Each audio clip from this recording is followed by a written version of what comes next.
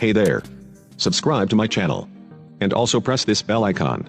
So you never miss any new updates, cause whenever we upload new video you will get a notification on your phone. Students start करते हैं chapter 3 coordinate geometry.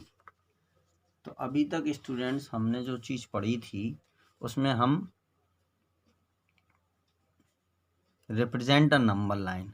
अब students number line को represent करने के लिए हम क्या करते थे कि मिडिल में जो है वो हम यहाँ पे ले लेते थे 0 या उसको ओ भी हम कह सकते थे और इसको हम बोलते थे ओरिजिन, और यहाँ पर इक्वल डिस्टेंसेस पर कुछ पार्ट ले लेते थे और ओके हम राइट साइड में उनको लिखते थे 1, 2 और 3। ये प्लस के नंबर रहते थे, यहाँ -1, -2 और -3। इस तरीके से स्टूडेंट्स हम रिप्रेजेंट करते थे नंबर लाइन पर। लेकिन अब यहाँ पर स्टूडेंट्स अगर हमें, चूँकि ये केवल 1 डायमेंशन को रिप्रेजेंट करता है, ये नंबर लाइन जो होती है स्टूडेंट्स ये केवल 1 डायमेंशन को रिप्रेजेंट करता है। अब कोऑर्डिनेट ज्योमेट्री में स्टूडेंट्स हम एक प्लेन लेते हैं, वहाँ पर लाइन नहीं लेते हैं, वहाँ पर हम लेते हैं एक प्लेन लेते हैं। प्लेन का मतलब ये है कि अगर दो परपेंडिकुलर लाइन, पहले उस चीज़ को आप समझ लीजिए कि अगर दो परपेंडिकुलर लाइन यानी एक लाइन हॉरिजेंटल और एक लाइन वर्टिकल, ये दोनों अगर एक दूसरे को, मतलब ये और ये दोनों लाइन एक दूसरे के परपेंडिकुलर यहाँ पर हम ड्रॉ करते हैं स्टूडेंट्स। तो इन लाइन के ड्रॉ करने पर, तो जब इन लाइन को स्टूडेंट्स हम ड्रॉ करते हैं तो जहाँ पर ये इंटरसेक्ट करती हैं वो एक ओरिजिन होता है। अब यहाँ पर हमें दो डायरेक्शन हैं, एक एक्स एक्सिस और दूसरा है वाई एक्सिस, यानी एक एक्स है और एक वाई है। तो इधर चूँकि ये जो है पॉजिटिव होता है तो ये ओ एक्स, और इस साइड अगर हम जाएंगे तो नेगेटिव होता है तो हम उसको मान लेते ओ एक्स डैश। इधर ऊपर की तरफ जाएंगे ओ से वाई की डायरेक्शन में तो ये पॉजिटिव होगा, इधर नीचे की तरफ आएंगे तो ये नेगेटिव होगा, तो उसको हम वाई डैश से रिप्रेजेंट कर देते हैं। तो अब स्टूडेंट्स इस प्लेन में स्टूडेंट्स कितने पार्ट हैं? इस प्लेन में 4 पार्ट हैं पहले को हम, और इन 4 पार्ट में से प्रत्येक को हम कहते हैं क्वाड्रेंट। इनको हम क्या बोलते हैं? क्वाड्रेंट। तो ये हमारा फर्स्ट क्वाड्रेंट होता है, ये सेकंड क्वाड्रेंट होता है, ये थर्ड क्वाड्रेंट होता है और ये 4 क्वाड्रेंट होता है। ये स्टूडेंट एक्सिस है, ये क्या है? ये एक्स एक्सिस है और ये जो हमारा है ये वाई एक्सिस है। तो इसको हम एक्स एक्सिस बोलते हैं स्टूडेंट्स और इसको वाई एक्सिस बोलते हैं। ये एक्स एक्सिस की पॉजिटिव डायरेक्शन है, ये वाई एक्सिस की पॉजिटिव डायरेक्शन है, ये एक्स एक्सिस की नेगेटिव डायरेक्शन है और ये वाई एक्सिस की इधर नीचे की तरफ नेगेटिव डायरेक्शन है। अब स्टूडेंट्स ये हमारे क्वाड्रेंट हो गए और ये एंटी क्लॉकवाइज चलता है। ये चलता है कैसा? Anti clockwise. ये जो हमारा चलता है ये एंटी क्लॉकवाइज चलता है। इसको हम रिप्रेजेंट को समझाने की कोशिश करते हैं। स्टूडेंट्स मान लीजिए यहाँ पर एक कैफ़े है और यहाँ पर एक टिकट काउंटर है। अब इसमें स्टूडेंट्स ये 8 पर्सन यहाँ पर खड़े हुए हैं। देखिए ये हमने यहाँ से काउंट किया टिकट काउंटर से, ये पहला, ये दूसरा, ये तीसरा, ये चौथा, ये पाँचवा, ये छठवां, ये सातवां, ये आठवां, यानी 8 पर्सन यहाँ पर खड़े हुए हैं स्टूडेंट्स। पहला, दूसरा, तीसरा, चौथा, पाँचवा, छठवां, सातवां, आठवां। तो टिकट काउंटर से ये ए पहला होगा। टिकट काउंटर की रेफरेंस में अगर हम लें तो ए पहला होगा और एच लास्ट होगा। लेकिन अगर हम कैफे से बात करते हैं तो ये फर्स्ट होगा और ये लास्ट होगा।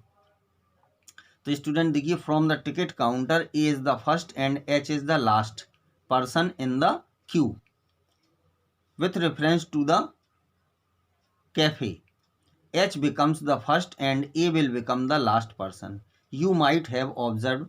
तो स्टूडेंट इससे हमें क्या पता चलता है? इससे हमें ये पता चल रहा है कि that the positional value of the object changes along with the change of reference. तो अब स्टूडेंट इसमें क्या है कि हम ये देखते हैं कि जो पोजिशनल वैल्यू किसी भी ऑब्जेक्ट की है वो रेफरेंस के चेंज होने पर चेंज हो जाती है। अगर हमें इस प्लेन में एक पॉइंट को रिप्रेजेंट करना है इस प्लेन में अगर स्टूडेंट्स हमें एक पॉइंट को रिप्रेजेंट करना है, सपोज करिए कि ये पॉइंट यहाँ पर है, तो इसके लिए इस पॉइंट को रिप्रेजेंट करने के लिए हमें दो चीज़ों की आवश्यकता पड़ेगी। एक ये हमें पता करना पड़ेगा कि ये बॉटम से कितनी डिस्टेंस पर है, ये बॉटम से कितने डिस्टेंस पर है, और लेफ़्ट साइड से इसकी डिस्टेंस कितनी है। जैसे ये स्टूडेंट्स हमने एक पॉइंट यहाँ पर बनाया, तो अब इसको स्केल से हम इस तरीके से मिला देंगे। देखिए एक परपेंडिकुलर डिस्टेंस यहाँ पर हम ड्रॉ करेंगे, एक परपेंडिकुलर डिस्टेंस हमने ये यहाँ पर ड्रॉ कर दी, और दूसरी परपेंडिकुलर डिस्टेंस हम ये यहाँ पर रिप्रेजेंट करेंगे। तो ये स्टूडेंट्स एक पॉइंट हमने ये लिया था, तो ये पॉइंट क्या रिप्रेजेंट करता है कि इस पॉइंट की जो एक्स एक्सिस से डिस्टेंस है, इस पॉइंट की जो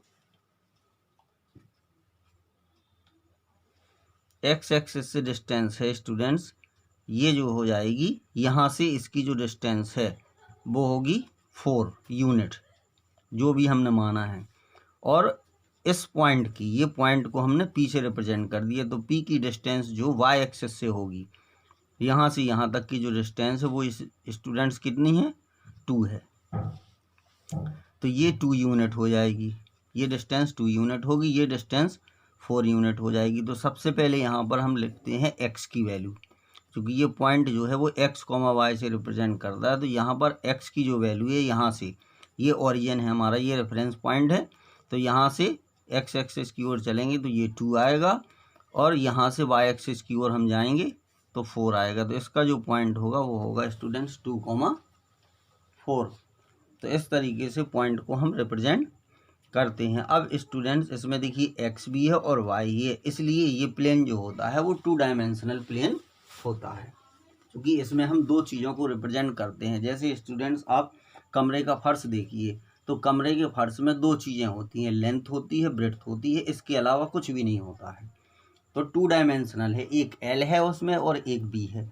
तो इसी तरीके से ये हमारा एक प्लेन है, जो कि कमरे का फर्श भी जो है एक प्लेन होता है, और वो 2 डायमेंशनल प्लेन होता है। अब इसी तरीके से स्टूडेंट्स मान लीजिए एक ये टेबल है, ये हमारी एक टेबल दी गई है, इस टेबल को हम रिप्रेजेंट करते हैं ए बी सी और डी से। अब मान लीजिए एक पर्सन यहाँ बैठा है और एक पर्सन यहाँ बैठा हुआ है, और यहाँ पर एक मान लीजिए ये टेबल लैंप रखा हुआ है, ये टेबल लैंप रखा हुआ है। तो टेबल लैंप से इस पर्सन की डिस्टेंस ये होगी और इस पर्सन की डिस्टेंस ये होगी, ये यहाँ पर बैठा हुआ है, क्योंकि ये परपेंडिकुलर डिस्टेंस हमें ड्रॉ करनी पड़ेगी यहाँ पर। तो ये टेबल लैंप से एक डिस्टेंस ये होगी परपेंडिकुलर, और दूसरी परपेंडिकुलर डिस्टेंस ये होगी। तो ये स्टूडेंट्स टेबल लैंप से दो एडजेसेंट, एक ए बी साइड है और एक बी सी साइड है। तो यहाँ से अगर इसकी डिस्टेंस को हम माने 37, तो यहाँ पर एक पर्सन बैठा हुआ है, एक पर्सन यहाँ बैठा है, या स्टूडेंट मान सकते हो, और पर्सन एक ये बैठा है, और सेकंड पर्सन जो है ये यहाँ पर बैठा हुआ है। तो अब स्टूडेंट इसकी 30 हो गई, तो इसकी हम डिस्टेंस कितनी मान सकते हैं, 20 सेंटीमीटर इसकी डिस्टेंस को हम मान सकते हैं। तो टेबल लैंप से ये दो पर्सन है जिसकी डिस्टेंस इस तरीके से रिप्रेजेंट करते हैं। अब अगर हम पॉइंट के फॉर्म में उसको करते हैं, तो यहाँ से ये डिस्टेंस ये हो जाएगी और ये डिस्टेंस ये हो जाएगी। तो अगर इसको एक्स एक्सिस मानते हैं तो ये 30 आ जाएगा, अगर इसको हम एक्स एक्सिस मानते, ये एक्स एक्सिस मानते, और इसको हम मानते वाई एक्सिस, तो यहाँ पर ये हो जाएगी 20। तो 30 और 20 जो है ये रिप्रेजेंट करेगा, ये मानने के ऊपर। अगर इसको वाई मानते और इसको एक्स एक्सिस मानते तो 20,30 होगी। तो इस तरीके से स्टूडेंट्स ये पॉइंट रिप्रेजेंट करना भी बता दिया। अगर टेबल लैंप रखा हुआ है और दो पर्सन वहाँ बैठे हुए हैं तो उनकी पोजीशन को हम कैसे डिसाइड करेंगे, ये भी हमने आपको इसी में समझा दिया। थैंक यू स्टूडेंट्स, हमारे वीडियो को प्लीज़ सब्सक्राइब करते हैं।